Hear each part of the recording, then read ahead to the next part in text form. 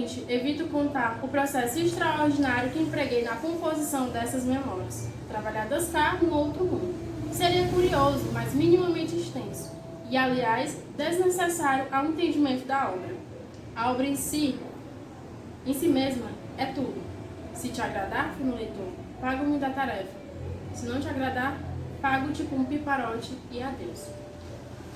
Bom, gente, a gente vai tentar externalizar elementos patriarcalistas no livro Memórias Póstumas de Brás Cubas, de Machado de Assis, que é feito num período dos anos 90, onde o realismo, um dos primeiros livros, né, de Machado de Assis no Brasil é um realismo, onde ele traz vários elementos do modernismo, sendo que o modernismo só vai vir a chegar no Brasil com obras muito tempo depois.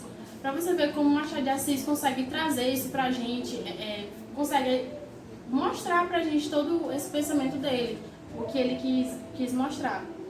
Memórias Póstumas de Brás Cubas é um livro que conta sobre as memórias póstumas, né, após a morte dele, porque Brás Cubas morre em um dia ele diz que no velório dele foram 11 pessoas e ele se alegrou disso.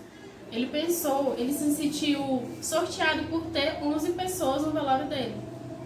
E ele começa a contar a história dele após a morte, sobre o nascimento, sobre o seu pai, sobre como era a sociedade carioca naquele tempo.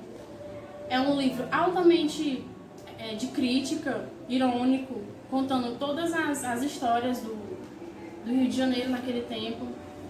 E no contexto geral a gente vai tentar explicar um pouco os elementos que tem do patriarcalismo nesse livro, né, que é bem presente e que eu vou passar a voz agora para o meu colega que vai falar um pouquinho sobre isso.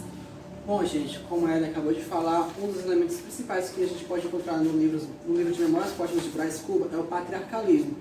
Mas para a gente entrar profundo nisso, a gente tem que primeiro saber o que significa essa palavra patriarcalismo. A palavra patriarcalismo significa literalmente a regra do pai. Ela vem do grego, que quer dizer patriarquês, e traduzindo pra gente, quer dizer o pai de uma raça ou o pai de uma nação. Bom, a Ellen falou que ele analisa a situação daquela época de uma maneira crítica, fazendo piadas e, de certo modo, isso a gente pode trazer para os dias atuais. O livro é o patriarcalismo. Como a minha colega falou agora há pouco, o livro ele usa de muitas críticas para falar da época, das pessoas daquela época. E para a gente entender melhor, a gente tem que saber o que significa essa palavra patriarcalismo. A palavra patriarcalismo ela é de origem grega, que quer dizer chefe de uma raça ou chefe de um povo. O patriarcalismo é uma forma de construção social centralizada no homem. É uma estrutura bastante comum nos dias atuais. A gente pode ver isso em empresas, em casas de famílias, inclusive um dos locais mais predominantes do patriarcalismo é em igrejas. Um dos exemplos que a gente pode citar, que a gente vê muito na mídia, são as igrejas, onde você vê mulheres sendo caladas por pastores e até mesmo pelos seus próprios maridos. Mulheres que são abusadas sexualmente, mulheres que são agredidas pelos seus parceiros e acabam se calando porque elas acreditam que Deus, por ter feito Eva depois de Adão, elas têm por obrigação de obedecer aos seus maridos e viver nessa vida infeliz.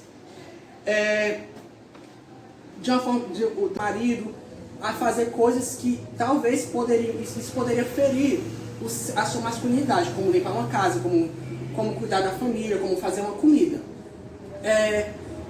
Um dos pontos que a gente pode ressaltar sobre a igreja é que hoje em dia muitos pastores eles usam dos seus púlpitos para influenciarem a sua congregação, falando para os homens dessa igreja que a mulher tem por obrigação de obedecer, tem por obrigação de fazer tudo aquilo que ele bem deseja, fazendo assim a vida dessa mulher se tornar um inferno, vivendo infeliz e acarretando assim problemas para a sua própria família. Dando continuidade a ela, vai seguir agora falando um pouco da obra. Diante disso, eu vou falar um pouquinho sobre a obra, né? Memórias Póstumas de Brás Cubas, como foi falado inicialmente um pouquinho. é a obra após a morte dele, né? Brás Cubas conta, depois da morte dele, sobre a vida dele, as críticas à sociedade carioca naquele tempo.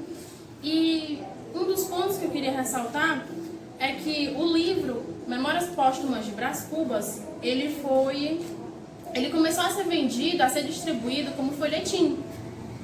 Cada semana era um capítulo, como se fosse uma novela. E isso foi dando mais incentivo para Machado de Assis, porque naquele tempo deu muita audiência e tudo. E um ano após, foi que realmente fizeram, né, o livro físico. E eu vou começar a contar agora um pouquinho da história. Brás Cubas era um garoto mimado. Foi um garoto mimado, né, pelo seu pai. Seu pai altamente patriarcalista, onde ele mimava muito a criança. Quando a mãe dele ia brigar com ele, o pai mimava, desmerecendo a ordem da mãe dele, tudo aquilo. Todo o patriarcalismo que foi dito antes, tudo foi representado na família dele. E Brás Cubas, ele se diz muito sorteado no começo do livro, em relação que no velório dele haviam 11 pessoas, 11 amigos. E aí você vem a dizer que Brás Cubas foi um homem rico. Ele poderia ter um pouco mais, não? De amigos, assim, para estar com ele. Mas como ele bem retrata no final do livro, que ele começou a fazer as coisas dele, um garoto muito rico. Ele nunca precisou trabalhar para ter o sustento dele. Ele deixa isso muito claro no final do livro, que ele se sente muito sortudo. Eu não vou dar spoiler, porque minha colega vai dizer já um pouco sobre o final, mas ele tentou fazer várias coisas da vida dele, pelo fato dele ser rico, né, ter tido muita influência, era para ser um pouco fácil, né, ele conseguir mulheres, ele conseguiu um emprego bom, mas ele não conseguiu. Ele foi fracassado em todas as áreas, do amor, na profissão, em tudo. Bem, dando continuidade, Brás Cubas teve grandes amores. A primeira foi Marcela, uma prostituta. Esta que consumia todo o seu dinheiro que o pai lhe dava. Sua mãe, vendo que ele estava perdendo seu dinheiro, acabou por mandá-lo para Coimbra, para estudar Direito, que era uma profissão renomada na época. Com isso, ele estudou, conseguiu o diploma e soube que sua mãe estava doente e volta para o Brasil.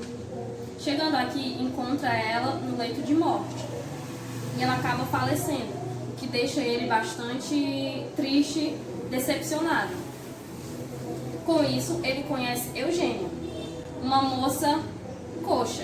O que seria isso?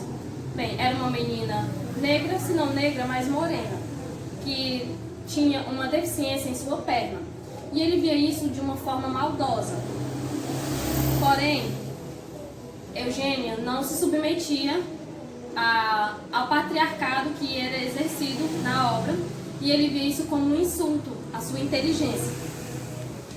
Diante disso, ele conhece o seu grande amor, que foi Virgínia, que acaba casando com um político. Mas, ao longo da obra, ele se reaproxima desta mulher, passa a ter um caso com ela, e toda a sociedade sabia, mas fingia que não via o adultério. Bem, e vivendo esse romance com Virgínia, ele consegue um cargo político, mas acaba por fracassá-lo.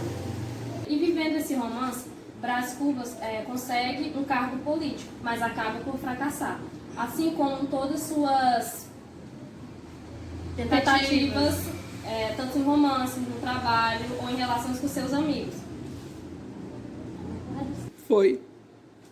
E ele acaba tratando na sua obra a ironia. Bem, e todas essas falhas ele acaba tratando de forma irônica, como ele traz no final do livro, que ele fala no final, no trecho que ele diz: não tive filho, não transmiti a nenhuma criatura o legado da nossa miséria. Bem, essa crítica mostra que, mesmo tendo todas as oportunidades na vida, tendo facilidades, a pessoa pode simplesmente jogar fora, acabar desperdiçando, e ele quer mostrar isso ao falar que Brás Cubas, um homem cheio de privilégios, acaba por jogar tudo fora, desperdiçando tudo que ele teve, por simplesmente não valorizar o que ele tinha. Pois é, como fala no final, O Brás Cubas, ele teve todas as oportunidades. Ele nunca precisou trabalhar, ele sempre teve privilégios, o mimo do pai, escravos, pessoas do lado dele. Mas o que ele fez da vida? Ele não deixou nenhum legado, ele não deixou nenhum filho, nenhuma experiência para se contar. Muitas falhas, mas nenhuma experiência que vá seguir, alguma coisa que inspire outras pessoas. Bom, gente, esse é um pequeno resumo, né, sobre a obra do livro, e a gente pegou elementos do livro, trechos, que falam sobre o nosso tema geral, que é o patriarcalismo. E eu vou começar falando sobre o patriarcalismo referente ao pai, o pai da família, o marido, o pai sobre a família, que está no capítulo 3, que é denominado como genealogia. Ele fala assim: o fundador da minha família foi um certo Damião Cubas, que floresceu na primeira metade do século XVIII. Era tenoeiro de ofício, natural do Rio de Janeiro, onde teria morrido na penúria e na obscuridade se somente exercesse a tonaria. Bom, eu não vou ler todo, mas ele continua falando sobre o pai, sobre o avô, sobre os tios, e nenhuma das frases e nenhuma das citações ele cita alguma mulher. A mãe, a avó, a tia, e nenhuma.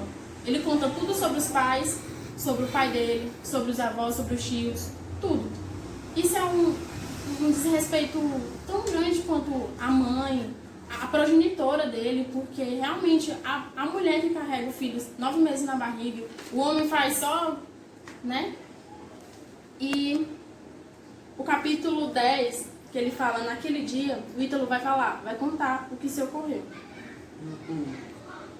Naquele dia, a árvore de Cuba brotou uma graciosa flor. Nasci, recebeu-me nos braços de Pascoela, exígne, parteira minhota, que se gabava de ter aberto a porta do mundo, para uma geração inteira de fidelgados. Não é possível que meu pai lhe ouvisse tal declaração. Creio, todavia, que o sentimento paterno é o que induziu a gratificá-la, com cúduas, meio dobras, 7 euros, né? Pode sair, no final. Levando-a enfaixado, fui desde logo o herói dessa nossa casa, cada qual meu respeito, e o que lhe mais quadrava sabor. Bom, aqui, Brás Cubas está falando claramente do trabalho da parteira. E ele ressalta que o pai dele não sequer deu valor nenhum ao trabalho daquela mulher. Que mais uma vez nós podemos ver claramente que o trabalho da mulher por ser mulher é algo desmerecido. Desmerecido. Como ele fala, ele disse que o pai dele só ligou pro nascimento dele. O menino nasceu e o resto que exploda. Ele A só quer saber parteira, do filho então, não dele. servia de nada. E agora vamos para o segundo subtítulo, que é Escravo versus Senhor, que fica no capítulo 9. O menino é o pai do homem. E eu tinha apenas 6 anos. Prudêncio, um moleque de casa, era meu escravo todos os dias.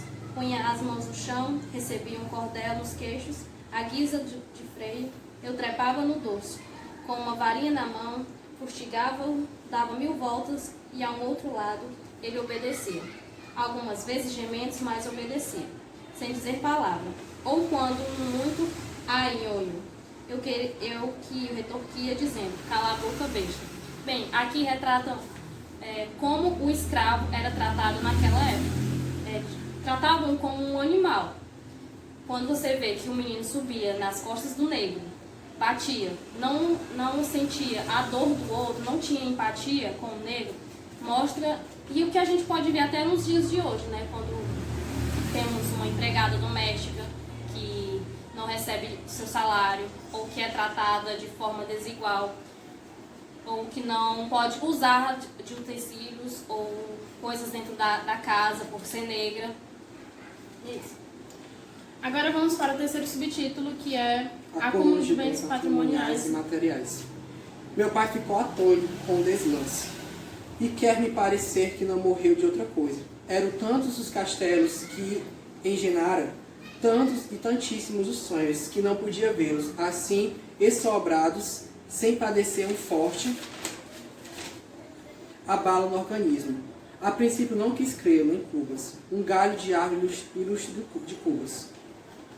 Isso está nos representando que Brás Cubas, o filho, ele era o que recebia as maiores coisas. Ele fala, a princípio não quis crê-los, um cubas, um galho da árvore ilustre dos cubas. Ele quer retratar que, querendo ou não, ele era o mais ilustre. Ele recebia as melhores coisas. Ele recebeu o galho ilustre dos cubas. Entende? Ele levava em si o nome principal da família. Ele era o mais importante da família. Não fazendo merda, não. Assim como Brás também tinha uma irmã, Sabina, que ao longo da história conta que eles brigaram pela herança quando seu pai e sua mãe falecem, e há um desentendimento, porque ele quer todos os utensílios mais caros da casa. Sabina acaba por procurá-lo e reata a sua amizade com seu irmão, mas que deixa bem claro que Brás achava que ele era o detentor do poder e via que ele merecia o melhor e as coisas da casa. Agora o último subtítulo. Políticas das influências. Capítulo 26. O autor hesita. Tu é um homem notável. Faz hoje as vezes de um imperador. Demais trago comigo uma ideia, um projeto, ou sim, digo-te tudo. Trago 2 projetos, um lugar de deputado e um casamento. Aqui ele retrata que ele chama, né, até o Brás de imperador. Que naquele tempo, não sei o que era que o Brás Cubas tinha, essa tanta fortuna, esse esplendor todo, que ele era o centro das atenções, tudo, ele era a estrela de tudo. E esse livro, ele traz muito essa crítica de que um homem só fez tudo isso e não conseguiu nada. Né? Ele é um homem tão respeitado, tão ilustre e não conseguiu fazer nada. Não se deu bem no amor, não se deu bem na política, não teve filhos. E esse é um pequeno resumo da obra, né, relacionada ao patriarcalismo, ditado por Machado de Assis, nos anos 90.